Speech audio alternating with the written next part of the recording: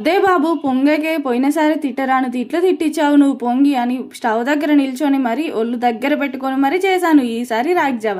ఇది వచ్చేసి నా మార్నింగ్ రొటీన్లో డే 5 అండి. ఇంక ఈరోజు లేచేసరికి బయటనైతే వాటర్ వస్తున్నాయి ట్యాప్ దగ్గర. ఇంకా బయట మొత్తం కడిగేసి ముగ్గు పెట్టి అలాగే చెట్లకు కూడా పట్టేసి ఇంకా ఫ్రెష్ అయిపోయి కిచెన్లోకి అయితే వచ్చాను. కిచెన్లోకి రాగానే గిన్నెలు అయితే నైటే క్లీన్ చేశాను, స్టవ్ కూడా తోమేశాను. ఇంకా తోమిన తర్వాత ఫస్ట్ అయితే నాకు మా ఆయనకైతే కాఫీ పెట్టాను, ఎందుకంటే మా ఆయన కూడా లేచాడు కాబట్టి.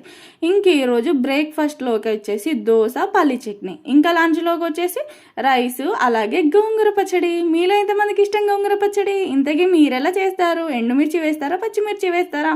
నేనైతే ఇక్కడ పచ్చిమిర్చి వేసి చేస్తున్నాను. మా సైడ్ అయితే ఎండుమిర్చితో చేస్తారు, పచ్చిమిర్చితో చేస్తారు.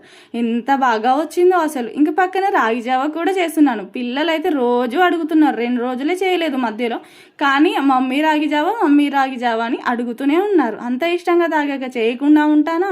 ఈ మట్టి కుండలో చేయడం రాగి జావ కష్టమే అయినప్పటికీ టేస్ట్ మాత్రం సూపర్గా ఉంటుందండి. మట్టి ఫ్లేవర్తో మంచిగా ఉంటుంది. మీలో ఎప్పుడైనా ట్రై చేశారా? ఎవరైనా నాకు కమెంట్లో కమెంట్ చేయండి. ఇంక ఇక్కడ వచ్చేసి దోశ పల్లి చట్నీ ఇంకా గోంగూర పచ్చడి రాగి జావ రైస్. ఈరోజు స్పెషల్స్ వచ్చేసి ఇవే. మరి మీ ఇంట్లో స్పెషల్స్ ఏంటో ఒక్కసారి కామెంట్ చేయొచ్చు కదా. వెళ్ళే ముందు లైక్